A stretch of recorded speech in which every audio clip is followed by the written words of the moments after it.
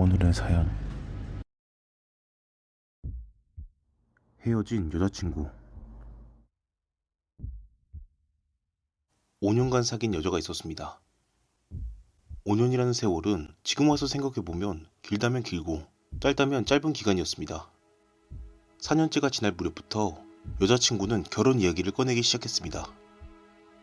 사귀기 시작했을 때부터 나도 나중에 결혼하자고 이야기하곤 했고 언젠가는 진짜 결혼할 거라 생각하고 있었습니다.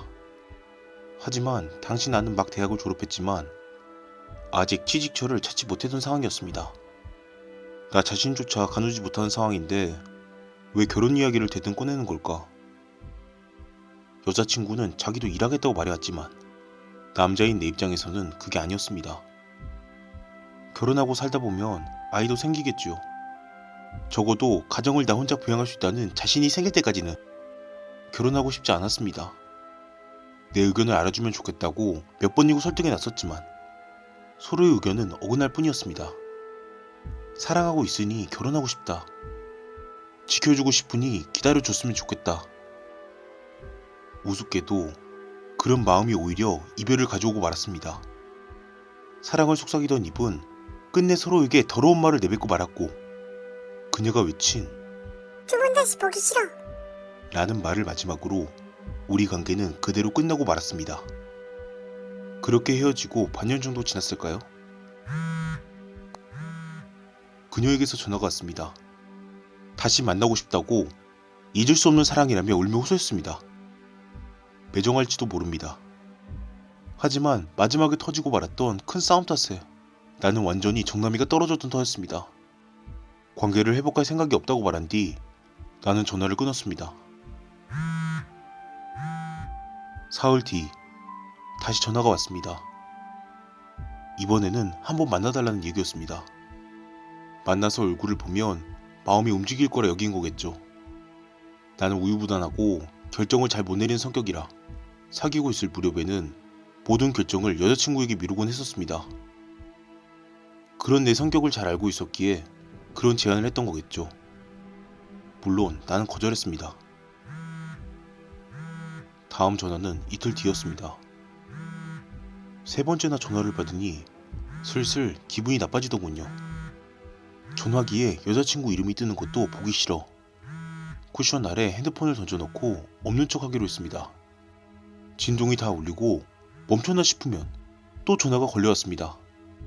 몇 번이고 몇 번이고 몇 번이고 몇 번이고 견딜 수 없어 큰맘 먹고 핸드폰을 집어드니 부재중 통화가 30통 넘게 찍혀 있었습니다. 이쯤 되니 기분 나빠 견딜 수가 없더군요. 뭐라고 한마디 해줄 생각으로 통화 버튼을 누른 순간이었습니다. 귀에 전화기를 채 대지 않아도 들릴 정도로 심한 절규였습니다. 한심한 이야기지만 그 소리를 듣는 순간 내 분노는 순식간에 사라지더군요.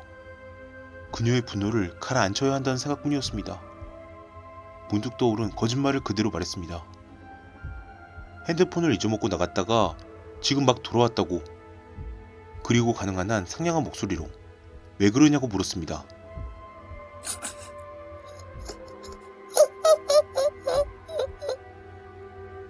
낮은 목소리가 들려옵니다. 나는 울고 있는 건가 싶었지만 아니었습니다. 그녀는 껄껄 웃기 시작했습니다.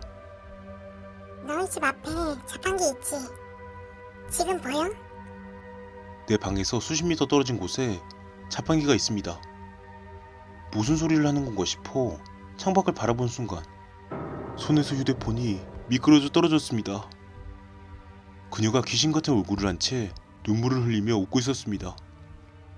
사귀던 5년간 한 번도 보지 못했던 얼굴이었습니다. 아니, 한 번이라도 봤다면 당장 이별을 고했을 거라고 생각할 정도로 무서운 얼굴이었습니다. 그날 밤은 무서워서 잠을 이루지 못했습니다. 아침 해가 떠오르자 나는 겨우 살았다고 생각했습니다. 상쾌한 공기를 마시고 밝은 햇빛을 받으면 마음이 달라질 거라 여겼죠. 살짝 커튼을 열고 밖을 내다봤지만 자판기 쪽에는 아무도 없었습니다. 나는 안심하고 커튼을 활짝 열었습니다. 창문 정면 가느다란 전봇대에 기대도 앉아 그녀는 내 방 창문을 올려다보고 있었습니다. 그리고는 나를 바라보며 미소 지었습니다. 안녕. 하고 입이 움직이는 듯 했습니다. 열었을 때와 마찬가지로 나는 힘껏 커튼을 닫았습니다. 귀찮은 일이 되어버렸구나 싶었습니다. 한숨이 절로 나오더군요. 알아채지 못하게 슬쩍 밖을 보니 그녀는 여전히 전봇대 옆에 앉아 내 방을 올려다보고 있었습니다. 집에는 일주일 정도는 버틸 식량이 있었습니다. 아무리 그녀라도 배는 고플 것이고 목은 마를 테며 화장실은 가고 싶겠죠. 나는 틈을 봐서 방을 나온 뒤 당분간 친구네 집을 돌아다니며 묵을 작정으로 짐을 쌌습니다. 하지만 그녀는 움직이지 않았습니다. 혹시 내가 들여다보지 않을 때만 볼일을 보는 건지도 모르겠습니다만 내가 볼 때는 늘 거기 있었습니다. 나흘째 밤, 그녀의 모습이 보이지 않았습니다. 나는 희희낙낙해서 방을 나오려다 현관문을 보고 우뚝 멈춰섰습니다. 우편물 구멍이 기묘한 형태로 열려 있었습니다. 신문 정도만 들어오시게 열리는 타입이라 다행이었습니다. 90도로 돌아가서 열리는 타입이었다면 나는 거기서 그녀와 눈이 마주치고 말았을 테니까요. 더 열기 위해 손가락이 발버둥 치고 있었습니다. 저기 뒤로 보내줘. 이야기를 하자. 그렇게 서로 사랑했었잖아. 응? 한 번만 더 이야기를 하자. 뇌리에 떠오른 것은 오랜 세월 봐왔던 사랑스러운 웃는 얼굴이 아니었습니다. 자판기 옆 귀신 같은 얼굴만 떠오를 뿐. 나는 머리까지 이불을 뒤집어 쓰고 미친 듯이 벌벌 떨었습니다. 그럼에도 몇 시간 정도는 잠을 자고 말았던 것 같습니다. 정신을 차린 뒤 조심스레 이불 밖으로 얼굴을 내밀고 가만히 현관문을 바라봤습니다. 우편물 구멍에서 새빨간 줄이 수도 없이 흘러내리고 있었습니다. 하고 철판이 살짝 열리더니 무언가가 던져져 들어왔습니다. 붉은 줄이 하나 더 늘어납니다. 그게 무엇인지 알아차린과 동시에 나는 경찰에 신고했습니다. 고기 토막이었습니다. 그녀는 작아져서 내 방에 들어올 생각이었던 겁니다. 얼마 지나지 않아 바깥이 소란스러워지더니 구급차 불러! 하고 소리치는 남자 목소리가 들려왔습니다. 사이렌 소리가 들리고 더욱 소란스러워지더니 잠시 지나 문 열어주세요. 하고 말하는 남자 목소리가 들려와 나는 문을 열었습니다. 사실은 열고 싶지 않았지만 남자는 경찰일 테니 어쩔 수 없었습니다. 현관문도 그 앞 복도도 새빨갰습니다. 그녀의 모습은 보이지 않았습니다. 이미 구급차로 옮겨진 듯 했고 경찰 쪽에서도 배려를 해줘 대면하진 않았죠. 발견됐을 때 그녀는 자기 손가락을 물어뜯고 있었다고 합니다. 나는 곧바로 이사했습니다.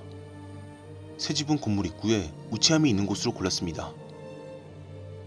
처음 이사했을 때는 커튼을 열 때마다 식은땀이 흘렀습니다. 그 사건이 있고 몇 개월 뒤 그녀가 자살했다는 말을 전해 들었습니다. 솔직히 안심했습니다. 안 됐다 싶었지만 안도하는 마음이 더 강했죠.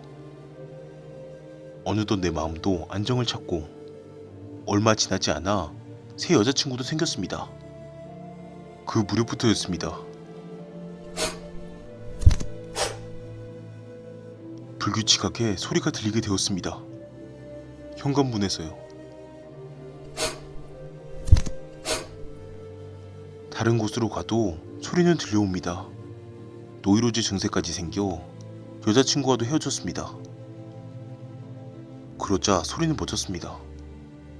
다시 시간이 흘러 그건 기분 탓이었으리라 여기고 나는 다시 새 여자친구를 만났습니다.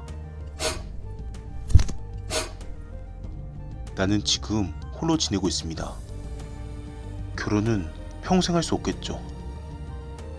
아니, 정확히 말하자면 나는 평생 홀로 남을 수 없을 겁니다. 아직도 그녀가 문 앞에서 스스로를 작게 잘라내고 있으니까.